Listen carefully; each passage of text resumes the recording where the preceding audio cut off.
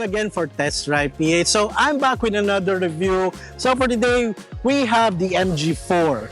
So this is a full electric car. This is the top of the line LUX variant. And on this video, I'm gonna give you a tour of the exterior, the interior, of course, show you its practicality, its room inside, and tell you my thoughts about this full electric car. So without further ado, let's do this. Based on MG's latest MSC platform, the MG4 has this fresh and sporty appearance, featuring distinctive elements all around the vehicle, with things like this very cool LED headlights and sharp lines on the sides of the vehicle, a two-tone roof showing all of the aerodynamics of the car, and also this multi-layered rear end that really captures the youthful and cool vibes of this electric car. So before we continue with the video, I just want to thank you to the guys at MG Fairview for letting us review this MG4. If you have any questions for this MG4 or any MG car, make sure to visit them. I'll be leaving their contacts below. And of course, special thanks to the guys here at Gazebo Royale Special Events Venue for letting us shoot here for today. Okay guys, let's start with the tour of this MG4. So una-una, the color looks amazing. Definitely if you're gonna go full electric, syempre a bit of being flamboyant is I think it's warranted naman. So we have this very cool LED, full LED na headlamps. Habang tumatakbo siya, I think it looks stunning. You're definitely catching attention kasi it doesn't, it's not a normal looking car. I think it's a job well done for MG when it comes to sa exterior design niya. So itong wheels actually guys, this is just a cover. Kasi underneath niyan is meron talaga siyang alloys. Pero even though that's just a cover, I think that looks really nice pa rin. So you have 17-inch wheels there. Tapos you have a decent amount of clearance, which I'll show you now. And this combination ng orange saka black, I think it looks really nice. I think one of the highlights is also sa back. So I think it's just as interesting and dynamic. Speaking of dynamic, so doon, Brit Dynamic. Now, one of the more interesting design aspects nitong MG4 is itong taillights niya. And not only because it's para siyang drawer, para na rin siyang spoiler, is actually, dito sa top nyo, there's a really nice detail here eh. I don't know if you can see it eh. Pero, umiilaw yan. So that's a cool detail for the MG4. And then you have here parang itong two-fin spoiler design that I think a lot of manufacturers are adapting already. And then you have this very unique in design dito sa back, which is I think probably one of the coolest features of this MG4 is talaga yung design niya. And it just continues here sa back. So being a hatchback guys, so this is a bit lower than a crossover. Pero I think the ground clearance isn't so bad. But for example, maybe the Atto 3 is a little bit better on that end. Pero for me, especially with this color versus the Atto 3 na available na kulay, I think I would go with this. Kasi ang ganda ng combination talaga ng black at orange. So, but how about you guys? What do you think? Do you like this color? Which design would you go for? Or would you go with the Atto 3 or with other electric cars? Let me know in the comments down below. Being an electric car, of course, we have to talk about the MG4's electric motor, range, and charge times.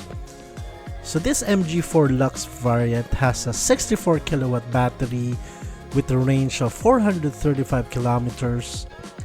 It produces 201 horsepower and 250 Newton meters of torque.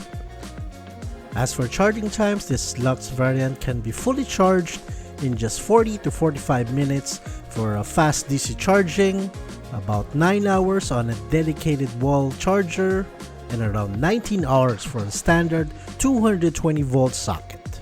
So okay guys, we're at home right now. We're just having lunch at home. And the best thing that so far that I've really liked here with the MG4 is yung, grabe, plug and play lang. Yan o, may extension cord pa, papasok pa siya sa bahay. Oh. So, at the very least, hindi mo na issue. You don't need any fancy chargers or fancy na sockets. Kasi, although ito, this is gonna take a while, around 19 hours actually, from 0% to 100% fully charged siya on just a 220 volt socket. Pero that's nice. Kasi, for example, experience namin dun sa Atto 3 is hindi namin ma-charge sa bahay. Kasi kailangan may special parang setup siya. Although it's not a problem naman to set that up, especially kapag bagong kotse mo. But the nice thing is, let's say pupunta ka ng, mag-travel ka somewhere, at least, pwede mo lang siya plug na sort of ordinary socket lang. So, yeah, that's nice. That's very, very good. Moving on to the MG4's practicality, the MG4 has a pretty good boot space of around 360 liters and over 1,000 liters of boot space with the seats folded down. At the back, you also find your charging cable, but unfortunately, you only have a tire repair kit and no spare tire. Okay guys, nandito na tayo sa rear passenger side ng MG4. I would like to note a couple of things, no. Maluwag naman. Things that are missing lang is wala siyang center armrest. Although you do have this nice touches of this, ito may pockets dito. This is perfect for your phone, maybe your power bank. Then of course you have a space here for your notebook, for your laptop. And then you also have one USB port there. One thing I also would like to note, no, yung size dito ng, or yung shape here ng, for your cup, for your drinks here sa back, they're not really that big and they're not too rounded. And so ang tendency dito is you have to use maybe a slightly smaller drink. And also the whole design here sa back is really black. Everything is a bit more minimalistic. I love the seats nung what MG does. Katulad nung ginawa nila, like example yung MG GT and then yung sa ZS. I think they did a very good job there when it comes to seats. And yeah, this is good. This is pretty good, pretty good. Okay guys, main event na tayo. So pagpasok naman ng sasakyan, it's not too bad. It doesn't open as big as you want it, pero it's not too bad. Kaya naman. First and foremost, no, this new design ng MG, this is way better than even just last year, no, yung 2023 lang, no. This new design ng MG is much simpler, it's much sleeker, and it's a lot easier to use. And I love this new design language that they have. Although, ito nga lang, ang daming finger magnet kasi this is all piano black. But I do love this floating center console. Of course, you have wireless charging na. You have a USB-A. You have a USB-C port there. You have two cup holders, although they're fairly small. And then you have a really nice compartment here. Maybe you can put in your cards, maybe your phone. And then, eto, meron din pa dito. Yan, ang laki din. Pwede ka maglagay ng gamit dito. Then you have this very nice na may net. One thing I want to highlight, no, if you can see, it's fairly dark here kasi wala siyang sunroof eh. So that's too bad. I really hope na meron siyang sunroof because I love having a car that has a sunroof. Okay guys, next up is let me give you a quick point of view tour dito naman sa driver side, no. So, ang ganda nitong steering wheel nila, ang ganda ng bagong style nila talaga. Tapos itong flat bottom steering wheel nila, no. Tapos yung parang two fin design nila dito na medyo square siya dito sa top.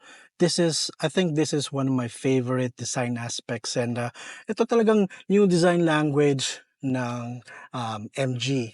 I really love this design and I'm glad that they made a really quick change when it comes dito sa design ng interior nila. So tara, let's continue with the tour.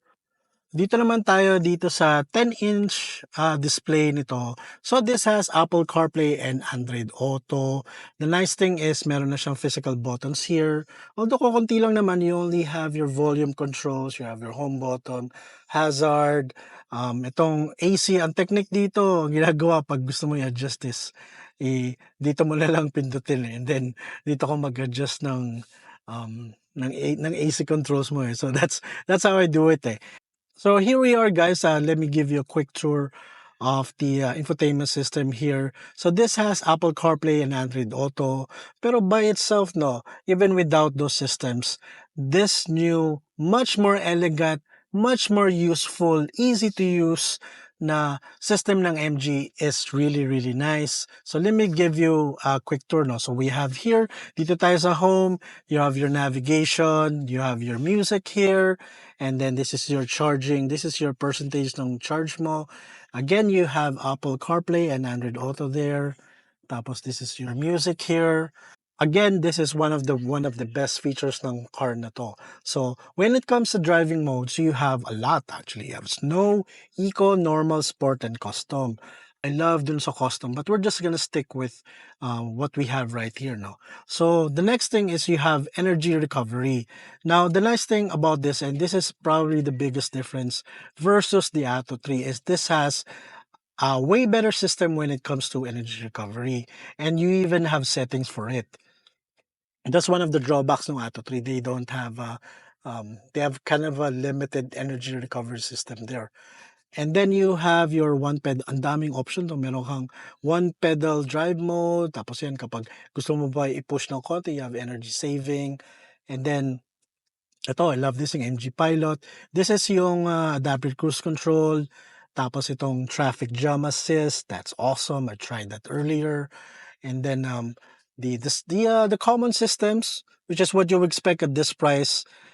But the best thing about it is this all works really, really well. So I've tried it.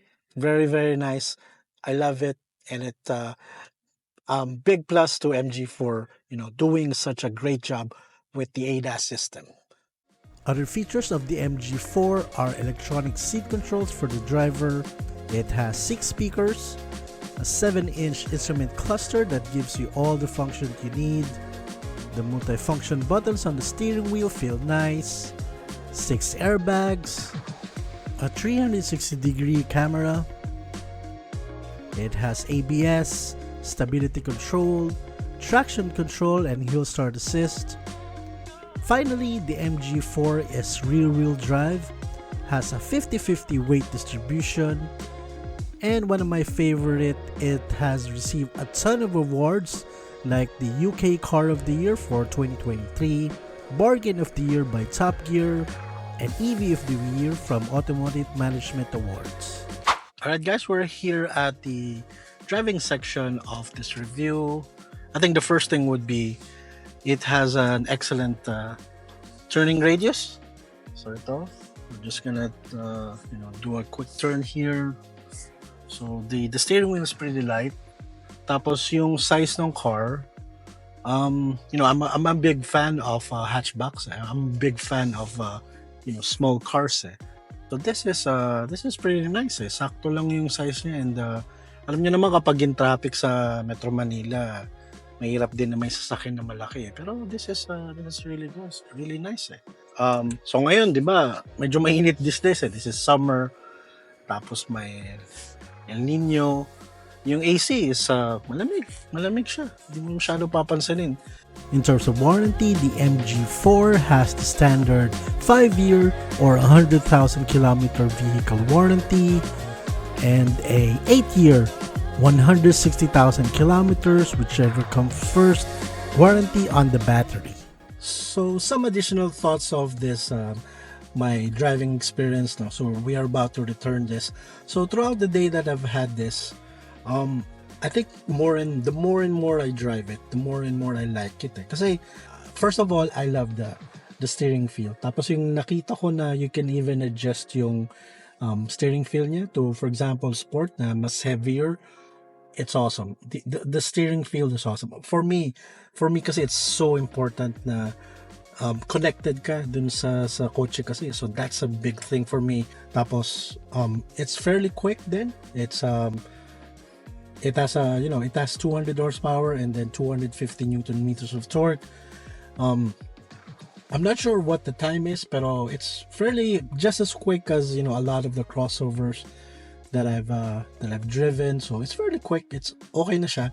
And then itong baguhan lang kasi ako dun sa one pedal mode nito, and I'm still trying it out. Pero at the at least the very least, no, you have that option na if you do want to try that out, if you want to conserve more power and you want to try out yung one pedal mode na yun, I think that's pretty awesome. Okay guys, there you have it, a quick review of this MG4. So what do I think about it? I think it looks awesome. This is definitely one of the best looking new hatchback out there, and it doesn't matter if it's electric or a combustion engine hatchback. This looks awesome. I love that the new design language ng MG. I think the direction that they have right now is pretty awesome. I love the interior as well. I love that it's more minimalist. It's a lot easier to use. It's a lot more, there's a lot of common sense things there inside. Another is I love the safety system that this car has, the ADAS system, all those airbags, those lane keep assist, and there's a long list of a safety system that this car has. So this is very, very good for a family car. You know, if I'm gonna compare this with the one of the other cars, the electric cars that I've reviewed, which is the BYD Atto 3, I would think that the BYD Atto 3 is kind of like for your mommy, for your daddy. This car is for the, you know, for the young entrepreneur, the young professional. You know, if you're looking for a cool electric car, this is definitely it. It drives really, really well. I definitely could understand now why it's so popular, why it has so many awards abroad. I could definitely understand that after driving this, even for just a day. At 1,738,000, it's definitely a premium, but if you can afford it, I would definitely recommend it. Thank you so much again sa MG Fairview for lending us this car for the day. And of course, the guys here at Gazebo Royale Special Events Venue for having us. My name is Paul. I'll see you on the next video. Bye for now.